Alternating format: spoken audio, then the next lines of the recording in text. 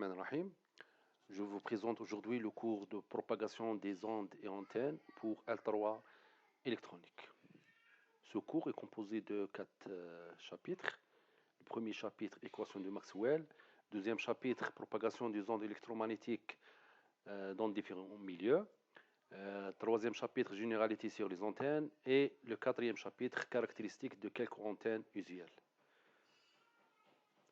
Le premier chapitre est composé de 4 parties.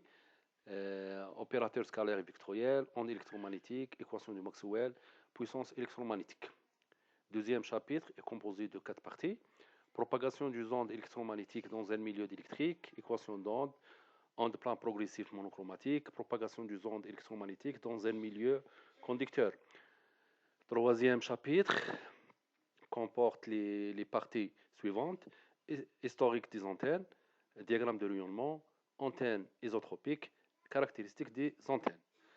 Le quatrième chapitre est composé de antennes dipôle, antennes monopôle, antennes Yagi, antennes hélice, antennes cornées, antennes imprimées et antennes paraboliques. Un vecteur est une grandeur représentée par une flèche qui a une intensité ou module indiquée par la longueur de la flèche et une direction ou sens indiqué par la pointe de la flèche.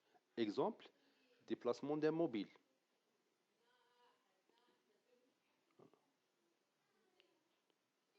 Par contre, un scalaire est une grandeur qui a une intensité seulement. Par exemple, la température d'une chambre.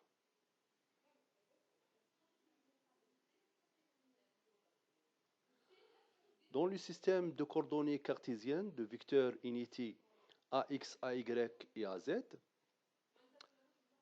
on peut écrire 3 vecteurs A, B et C sous forme du composant comme suit. A égale à AX, AY, AZ, B égale à BX, BY, BZ et C égale à CX, CY, CZ. L'égalité entre deux vecteurs A et B, c'est seulement C, AX égale à BX, AY égale à BY et AZ égale à BZ. Le module d'un vecteur A est donné par cette expression. Le vecteur unitaire A de A est défini par le vecteur A par son module. Ce vecteur indique seulement la direction de A.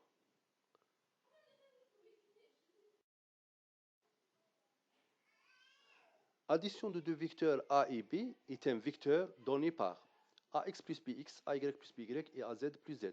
La soustraction entre deux vecteurs A et B, c'est-à-dire A moins B, égale à AX moins BX, AY moins BY et AZ moins BZ. L'addition est commutative et associative. Par contre, la soustraction est anticommutative, c'est-à-dire A moins B égale à moins B moins A.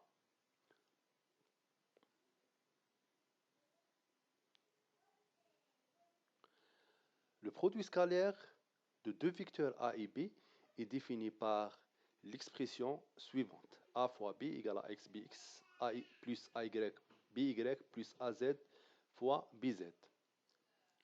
Le produit scalaire est commutatif, associatif et distributif par rapport à l'addition. La projection d'un vecteur A sur un autre vecteur B est un vecteur donné par cette expression, c'est-à-dire le produit scalaire entre A et B divisé par le module de B fois le vecteur B.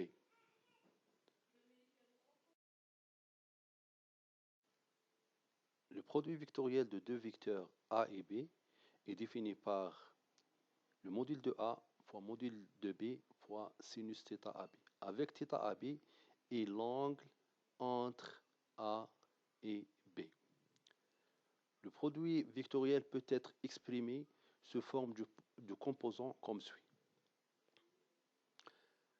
Le produit vectoriel est anticommutatif, c'est-à-dire A fois B égale à moins B fois A.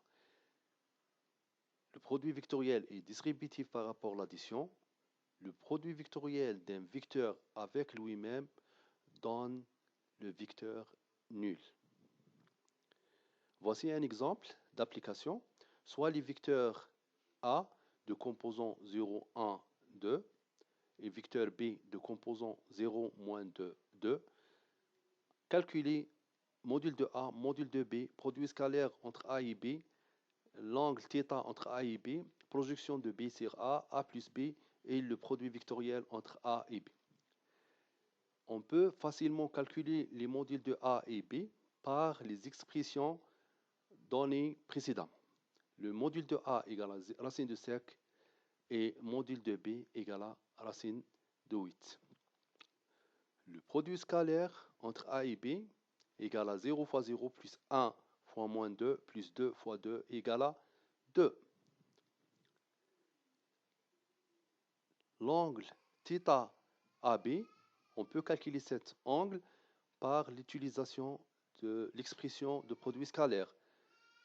Donc, ceci implique que cosinus θ AB égale à le produit scalaire entre A et B divisé par le module de A fois module de B. On tire de cette expression l'expression de l'angle θ AB. Une application numérique simple donne le résultat suivant. θ AB égale à 71,56 degrés. La projection de vecteur B sur A est donnée par l'expression E égale 0,89 AY plus 1,79 AZ. La somme de A et B égale à moins AY plus 4 AZ.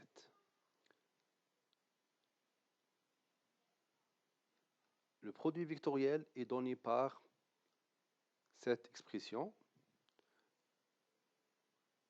donc égale à 6AX. D'un champ scalaire et champ vectoriel.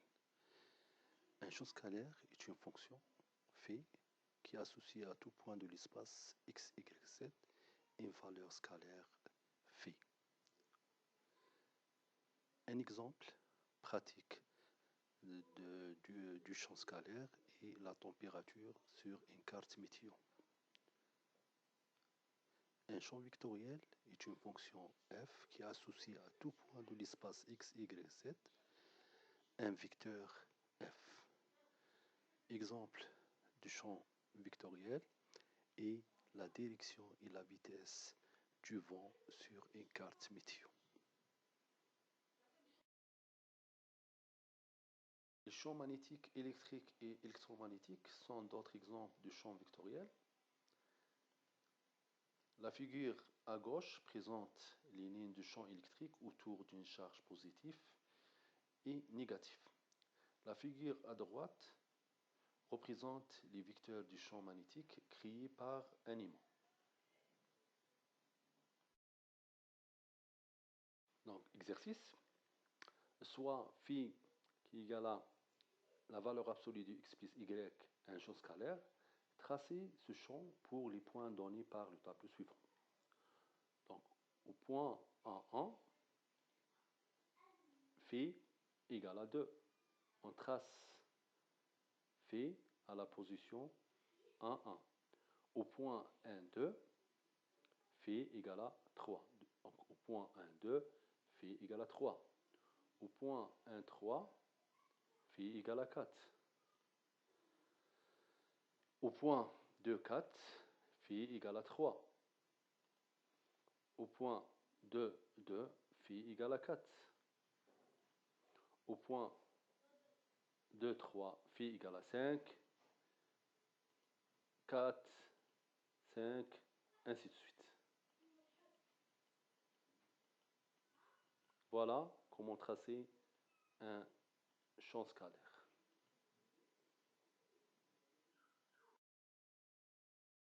Deuxième exercice, soit f x, y qui égale à moins y à x plus x à y, un champ vectoriel. Tracez ce champ pour les points suivants. Donc, premier point, x, y égale à 1, 1. Dans ce cas, f x, y égale à moins 1, 1. Pour tracer ce vecteur sur la figure, voilà le point de départ du vecteur, c'est le point 1, 1. Le point d'arrivée, c'est moins 1, 1 à partir de ce point. Donc, voilà. X égale à moins 1, Y égale à 1. Voilà le point d'arrivée de Victor. Donc, on trace le vecteur, le premier vecteur. Pour éviter le chevauchement entre les vecteurs, puisqu'il y a plusieurs vecteurs, du champ et améliorer la lisibilité de la représentation du champ vectoriel, nous dessinons des vecteurs avec des longueurs non réelles, c'est-à-dire des longueurs réduites. Voilà, le premier vecteur. Même travail avec le deuxième point, donc point 0, 1. Le F01 égale à moins A, 0. Donc le point 0, le point 0, 1, le point de départ du vecteur. Le point d'arrivée, c'est moins 0, moins 1, 0. On trace le vecteur réduit. Même travail pour deuxième point. Non, moins 1 plus 1. F égale à moins 1, moins 1. Voilà. Pour le point moins 1, 0. F égale à 0, 1. Pour le point moins 1, moins 1. F égale à 1, 1. Pour le point 0, moins 1. F égale à 1, 0. Pour le point plus 1, moins 1. Voilà le vecteur. Même travail avec les autres points. On obtient le champ vectoriel F suivant. Voilà. Nous allons voir maintenant quelques opérateurs différentiels appliqués sur les champs scalaires et vectoriels définis précédemment. Ces champs acceptent des dérivées partielles. Pour un champ scalaire, on définit deux opérateurs, le gradient et le Laplacien. Autant pour un champ vectoriel, on définit la divergence et le rotationnel. Ces opérateurs basés sur la dérivée partielle, comme sera vu dans la suite. Soit les champs scalaires φ et vectoriel f. Pour un champ scalaire φ, on définit deux opérateurs utiles, le gradient et le Laplacien. Le gradient de φ égale à l'opérateur nabla égale à nabla φ égale la dérivée partielle de φ par rapport à x fois le vecteur unité ax plus la dérivée partielle de φ par rapport à y fois l'unité vecteur unité à y plus la dérivée partielle de φ par rapport à dz fois le vecteur unité à z. Le Laplacien égale l'opérateur nabla au carré φ égale la dérivée seconde de φ par rapport à x au carré plus la dérivée seconde de φ par rapport à y au carré plus la dérivée seconde de φ par rapport à z au carré. Pour un champ vectoriel f, on définit deux opérateurs utiles, la divergence et le rotationnel. La divergence div f égale à le produit scalaire entre l'opérateur nabla et f et égale la dérivée partielle de fx par rapport à x plus la dérivée partielle de fy par rapport à y plus la dérivée partielle de fz par rapport à z. Bien sûr, avec fx, fy, fz sont les composants de vecteurs du champ vectoriel f. L'opérateur rotationnel égale rot de f égale le produit vectoriel entre l'opérateur nabla et le champ vectoriel f est donné par cette expression. On peut constater facilement que le gradient d'un champ scalaire est un champ vectoriel. Le Laplacien d'un champ scalaire est un champ scalaire. La divergence d'un champ vectoriel est un champ scalaire. Le rotationnel d'un champ vectoriel est un champ vectoriel. Voici un exemple d'application du Laplacien et du gradient sur un champ scalaire. Donnez les expressions du gradient et du Laplacien du champ scalaire suivant. Φ égale à moins x au carré fois y au carré fois z. D'après la définition du gradient, le gradient de φ égale à ce résultat en utilisant la définition du Laplacien pour trouver le résultat du Laplacien suivant. Deuxième exemple, donner la divergence et le rotationnel du champ vectoriel suivant. En utilisant l'équation de divergence pour calculer la divergence de V. Donc la dérivée de Vx par rapport à dx égale à y, la dérivée de Vy par rapport à dy égale à 0, la dérivée de Vz par rapport à z égale à 2z. Donc la divergence de V égale à y plus 2z. De même manière, pour le rotationnel de V, on obtient cette expression. Voici quelques propriétés du gradient laplacien, rotationnel et divergence du champ vectoriel et scalaire.